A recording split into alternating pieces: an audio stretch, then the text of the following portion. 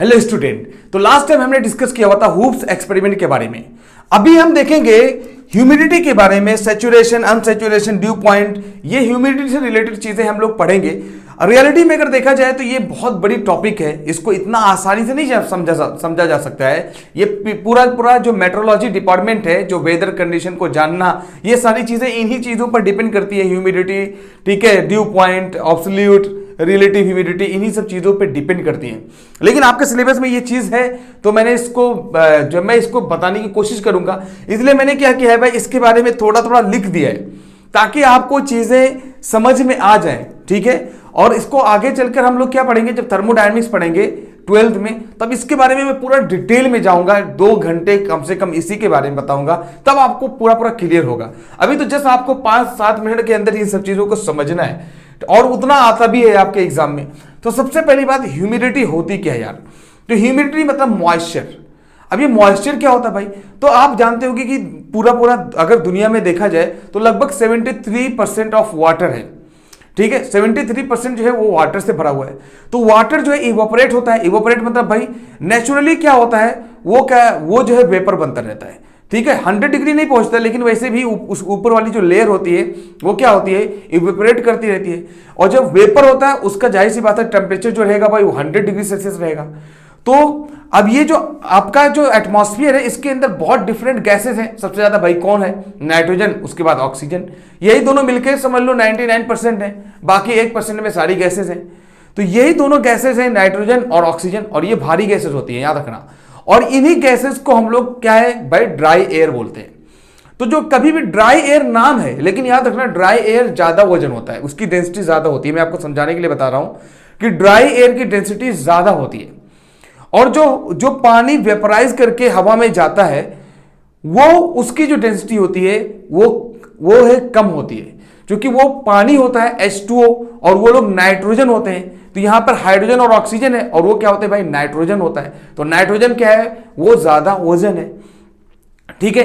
तो अगर देखा जाए तो ये सारी चीजें मतलब आपको जानने की जरूरत है कहीं ना कहीं, इस जो है ह्यूमिडिटी को समझने के लिए। तो मैं आप जानकारी के लिए बता रहा हूं कि जो मॉइस्ट एयर होती है, आपको लगता है भाई नम, मतलब क्या है, वो चीज भारी है, लेकिन भारी नहीं होती है। जो ड्राई एयर होता है, यानी जो एयर है हमारे एटमॉस्फेयर में, ये क्या होता है, वो भारी होता है। अब क्या होता है, जब एयर जो है जाहिर सी बात है, पूरे दुनिया में अगर देखा जाए तो 70% से ज्यादा पानी है। तो हर जगह से इवोपरेट होता रहता है भाई, भाप बनता रहता है, और वो भाप क्या होता है, जाके एयर के अंदर मिल जाता है, और एयर को क्या बना देता है, मॉइस्चर बना देता है। मॉइस्चर मतलब भाई उसको नम बना देता है। और जो पसीना वगैरह होता है वो सब किसके वजह से होता है, मॉइस्चर की ही वजह से होता है। तो आप ये समझो कि भाई ये जो ह्यूमिडिटी है वो क्या है, amount of water vapour present in dry air. Dry air मतलब हमारा जो नाइट्रोजन, ऑक्सीजन या पूरी जो गैसेस हैं उसका मिलाकर जो एयर बना हुआ है, उसके अंदर कितना वाटर वेपर चला जाता है, उसी को हम लोग ह्यूमिडिटी बोलते हैं। अब वो ज्यादा अगर जाएगा तो आपको ज्यादा पसीना वगैरह होगा, है कि नहीं। और अगर वो बिल्कुल मान लो, लेकिन ये सब चीजें ज्यादातर कहां मिलेगा, जैसे मान लो बारिश के मौसम में देखोगे तो ज्यादा मॉइस्चर होता है। क्यों? क्योंकि ज्यादा पानी, बारिश ज्यादा होती है, वही पूरा बहुत ज्यादा इवोपरेट करता है। तो पूरा एटमॉस्फेयर में क्या है, पूरा वेपर ही भर जाता है, और वो वेपर की वजह से फिर आपको क्या होता है भाई, वही टकराता है आपको, आपके बॉडी से, और उसकी वजह से आपको क्या है भाई, कैसा फील होता है, गर्मी भी फील होती है, और बहुत ज्यादा स्वेटिंग होती है, पसीना बहुत ज्यादा होता है। तो उसी को हम लोग क्या बोलते हैं भाई, ह्यूमिडिटी बोलते हैं। सिंपल लैंग्वेज में ह्यूमिडिटी है। तो ह्यूमिडिटी ज्यादा होना ये भी एक प्रॉब्लम है, लेकिन ह्यूमिडिटी कम रहेगा तो पूरा ड्राई एयर रहेगा। अच्छा, ड्राई एयर अगर रहेगा तो पूरा सूखा सा रहेगा। जैसे मान लो आप गर्मियों में देखते होगे तो गर्मियों में ठंडी में, तो ठंडी में क्या होता है, ह्यूमिडिटी कम हो जाती है। और ह्यूमिडिटी कम हो गई अगर मान लो, तब भी एक प्रॉब्लम है भाई। अगर ह्यूमिडिटी कम हो जाएगी तो पूरा ड्राई हो जाएगा, बोलते हैं ना ड्राई स्किन हो गया। तो मॉइस्चर का भी रहना जरूरी है अपने बॉडी के जो है, अगर देखा जाए टेम्परेचर को मेंटेन करने के लिए सब कुछ, तो ह्यूमिडिटी की भी जरूरत है कहीं ना कहीं। और नहीं तो फिर क्या है भाई, देखो पूरा खराश आ जाता है पूरा बॉडी के अंदर। तो ह्यूमिडिटी कम रहना भी प्रॉब्लम, ज्यादा रहना भी प्रॉब्लम है। अगर ह्यूमिडिटी भाई, तो यही चीज है, यही चीज का नाम ह्यूमिडिटी है। अगर आप देखा जाए भाई सऊदी अरबिया में अगर देखा जाए भाई ह्यूमिडिटी कितनी होती है, तो वहां पे क्या है, कम ह्यूमिड रहेगा। ह्यूमिड मतलब क्या कि भाई वहां पर जब पानी कम रहेगा, रेगिस्तान ज्यादा है, तो जाहिर सी बात है पानी इवापोरेट कम करेगा, तो पानी जब इवापोरेट कम करेगा तो वहां पे ह्यूमिडिटी भी क्या होगी, कम होगी। जाहिर सी बात है, चूंकि वाटर वेपर जितना प्रेजेंट होगा ड्राई एयर में उसी का नाम ह्यूमिडिटी है। अगर जंगलों में देखोगे तो ह्यूमिडिटी ज्यादा होगी, क्यों? क्योंकि उधर पूरा पेड़ पौधे पानी ज्यादातर रहता है, तो वो इवापोरेट करेगा, तो वहां पे क्या भाई ह्यूमिडिटी ज्यादा रहेगी। ठीक है, ये बात तो आपको ह्यूमिडिटी समझ में आ गई होगी रियल में क्या होता है। उसके बाद एक टर्म आएगा सैचुरेटेड, क्या होता है भाई? अब यहां पे मैंने लिखा हुआ है air contains maximum possible water vapour depend upon temperature. तो भाई ये सैचुरेटेड का मतलब क्या होता है कि हर एक टेम्परेचर पर, अगर मान लो एयर को देखा जाए, ये जो हवा होती है, हवा का हर जगह पर हर एक टेम्परेचर के मुताबिक उसको जो है एयर पार्टिकल, ये जो वाटर वेपर को होल्ड करने की अलग अलग एक टेंडेंसी होती है। जैसे मान लो मैं एग्जांपल बताऊं कि जब ज्यादा टेम्परेचर होगा, बहुत ज्यादा गर्मी होगी, तो हवा क्या है, बहुत ज्यादा पानी को, वाटर वेपर को इकट्ठा करने की टेंडेंसी रखेगी। जैसे मान लो 40 डिग्री पर आप देखोगे कि 40 डिग्री पर 49 ग्राम ऑफ वाटर वेपर पर केजी ऑफ ड्राई एयर हो सकता है। मतलब भाई 40 डिग्री पर लगभग जो है एयर जो होती है वो 49 ग्राम ऑफ जो है 49 ग्राम ऑफ वाटर वेपर वो कंटेन कर सकती है 1 किलोग्राम ऑफ ड्राई एयर को लेकर। अगर मान लो 1 किलोग्राम ऑफ ड्राई एयर लिया जाए तो उसमें 49 ग्राम वाटर वेपर हो सकता है। लेकिन टेम्परेचर अगर कम कर दिया जाए तो सिर्फ 14.7 ग्राम ही वाटर वेपर कंटेन कर सकती है जो है हमारा ड्राई एयर।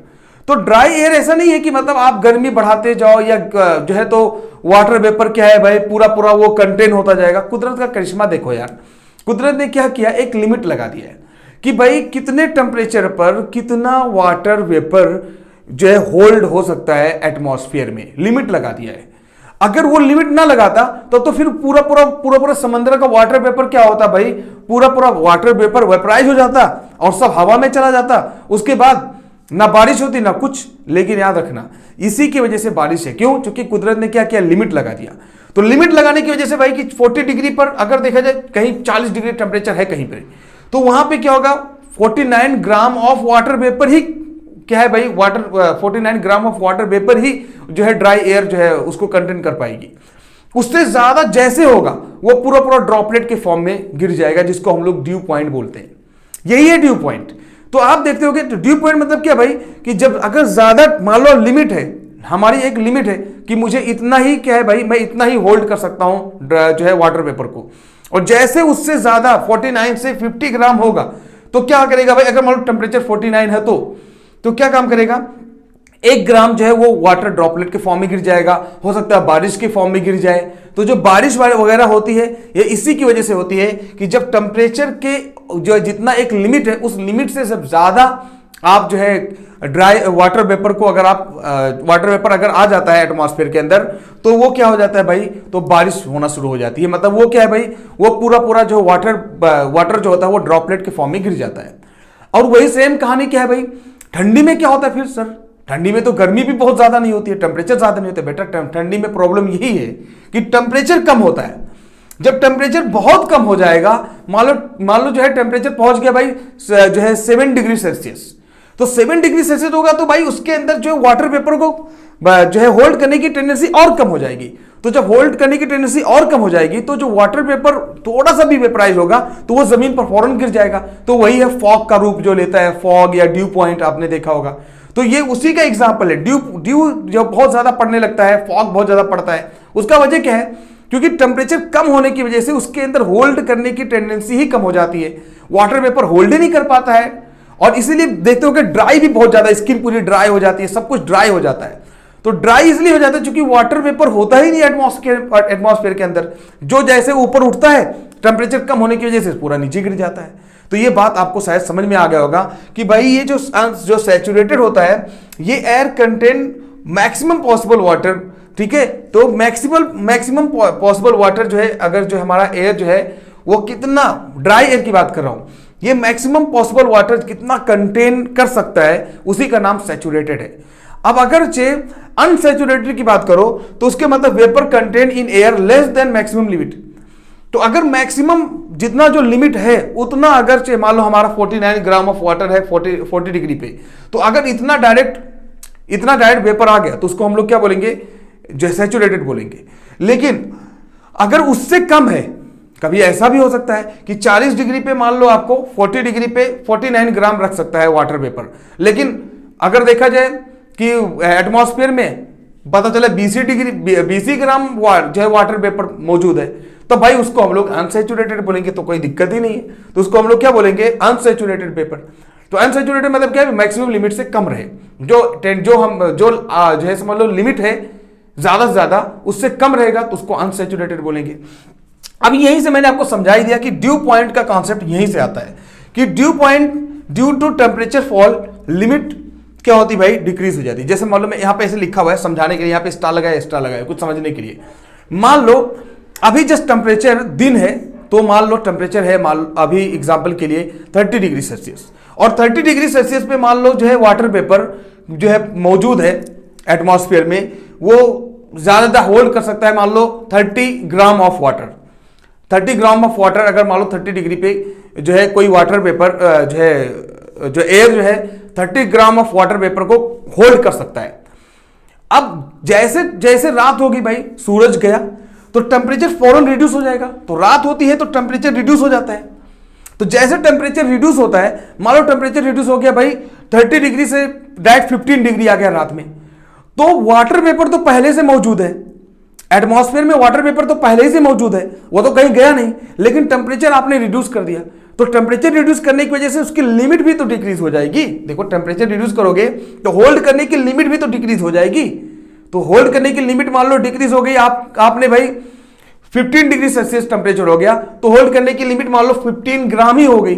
और आपका जब 30 डिग्री सेल्सियस टेम्परेचर था, तो जो टेम्परेचर जो वहां पे वाटर वेपर था वो कितना था, 30 ग्राम था। तो अब अंदाजा लगाओ कि जो है 15 ग्राम ऑफ वाटर वेपर क्या है, आप एक्सीड कर गए, आप ज्यादा कंटेंट कर रहे हो वाटर वेपर, तो वो क्या काम करेगा, वाटर ड्रॉपलेट के फॉर्म में गिर जाएगा, और उसी का नाम हम लोग क्या बोलते हैं, ड्यू पॉइंट। तो ड्यू पॉइंट का कॉन्सेप्ट कब आएगा भाई, जब क्या है बहुत ज्यादा मान लो गर्मी है, दिन में पूरी गर्मी है, पूरा वाटर वेपर मौजूद है, उसके बाद रात में टेम्परेचर कम होता हो, और वैसे भी कम होता ही होता है, तो रात में टेम्परेचर कम हो जाए और दिन में क्या है बहुत गर्मी है, तो दिन में गर्मी की वजह से उसका वाटर वेपर पूरा भर जाएगा। और जैसे टेम्परेचर रिड्यूस होगा तो वाटर वेपर क्या काम करेगा भाई, उसकी लिमिट कम हो जाएगी ना।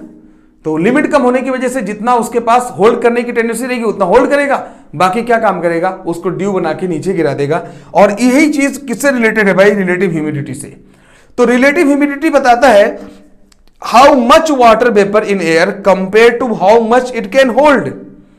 तो भाई ये रिलेटिव ह्यूमिडिटी बताता है भाई कि कितना मान लो कितना वाटर वेपर प्रेजेंट है एटमॉस्फेयर में, और उस एक पार्टिकुलर टेम्परेचर पर एयर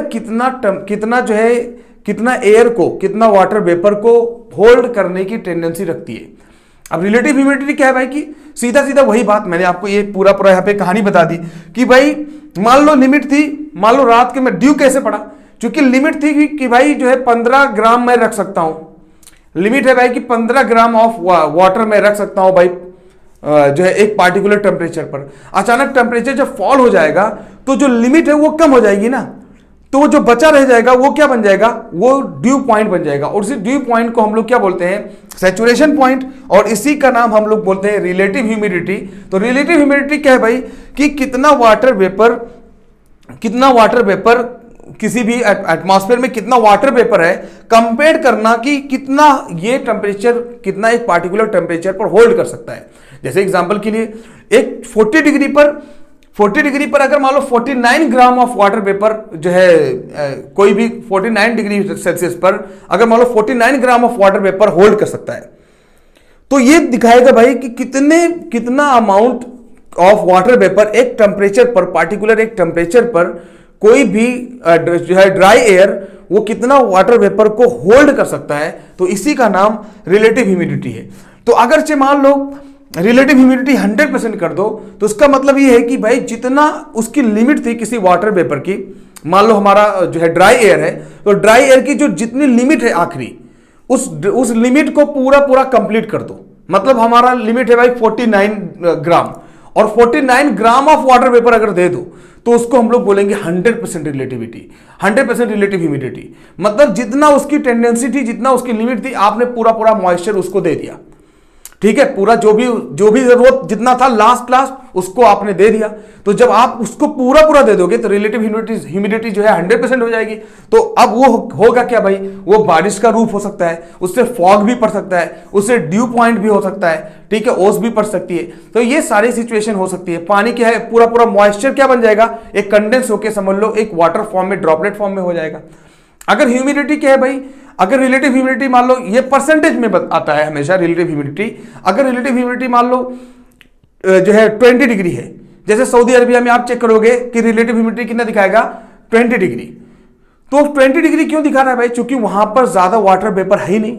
तो वहां पर तो हमेशा क्या रहेगा भाई, हमेशा क्या है, वहां पर ड्यू पड़ेगा ही नहीं। ड्यू पड़ेगा नहीं क्यों, क्योंकि उसका जो लिमिट है उसको आप क्रॉस ही नहीं कर रहे। उसको मान लो सऊदी अरबिया में मान लो इस टाइम टेम्परेचर हो 40 डिग्री, 40 डिग्री में मान लो उसका एक लिमिट है भाई कि 49 ग्राम रख सकता है वाटर वेपर, और आपने दिया कितना, जस्ट उसको दिया है 10 ग्राम। तो उसको तो अभी बहुत ज्यादा जरूरत है ना, अभी आओ बहुत ज्यादा वाटर वेपर जब आएगा तब जाके वो ड्यू पॉइंट के फॉर्म में आएगा, तब जाके रिलेटिव ह्यूमिडिटी 100% होगी। तो जब रिलेटिव ह्यूमिडिटी भाई 100% है तब जाके समझ लो ये सारी चीजें होंगी, सैचुरेशन होगा, ड्यू पॉइंट होगा, वाटरफॉल होगा। लेकिन अगर उससे बहुत कम है तो भाई उसका जो लिमिट है मैक्सिमम, उससे आप बहुत दूर हो। तो जब बहुत दूर होगे तो ये सब चीजें होने की पॉसिबिलिटी नहीं रहेगी। तो नॉर्मली माना जाता है कि अगर 60% से ज्यादा ह्यूमिडिटी है तो हम लोग उसको बोलेंगे मॉइस्ट एयर है, और 60% से ह्यूमिडिटी अगर कम होती है तो हम उसको ड्राई एयर बोलते हैं। तो डिपेंड करता है ये सिचुएशन पर। आपको बताऊं कि मैं सिर्फ टेम्परेचर से सारी कहानी नहीं होने वाली है, सिर्फ टेम्परेचर से ही आपको गर्मी ठंडी का एहसास नहीं होता, लेकिन ह्यूमिडिटी भी बहुत ज्यादा मायने रखती है। ह्यूमिडिटी अगर कम कर दिया जाए, एक मेंटेन रखा जाए, तो ऑटोमेटिक क्या होगा भाई, ह्यूमिडिटी अगर मैं एक मेंटेन रखोगे तो ऑटोमेटिक क्या होगा, ठंडी कम लगेगी। ठीक है, मतलब आपको बहुत कंफर्ट फील होगा। तो एसी जो होती है, एसी एयर कंडीशन, वो सिर्फ आपके टेम्परेचर को नहीं कम करती है कि 27 डिग्री है उसको 25 कर दी, बल्कि मॉइस्चर को कम करती है, ह्यूमिडिटी को भी वो कम करती है। ह्यूमिडिटी को कम करने से क्या होगा, कंफर्टेबिलिटी फील होगा। इसलिए आप आगे चलकर पढ़ोगे भाई साइकोमेट्री मतलब आप सोचो ना कि ये इसके अंदर पढ़ेंगे हम लोग ह्यूमिडिटी। साइकोमेट्री मतलब क्या भाई, जाहिर सी बात है, बैलेंसिंग आपको क्या, आपको अगर आपको कंफर्टेबल फील करना है तो हमें क्या काम करना पड़ेगा, टेम्परेचर और ह्यूमिडिटी दोनों को बैलेंस करना पड़ेगा। तो ये मैं अपने हिसाब से बताने की कोशिश किया कि रिलेटिव ह्यूमिडिटी क्या होता है। और ये एक टर्म ये भी है कि एब्सोल्यूट ह्यूमिडिटी क्या होता है भाई। तो ये जस्ट ह्यूमिडिटी ही की तरह है, लेकिन ये क्या काम करता है, मेजर करता है भाई मॉइस्चर को, किसमें, कितने वॉल्यूम के अंदर कितना ग्राम ऑफ वाटर वेपर है, कितने वॉल्यूम ऑफ ड्राई एयर के अंदर कितना ग्राम ऑफ जो है वाटर वेपर है।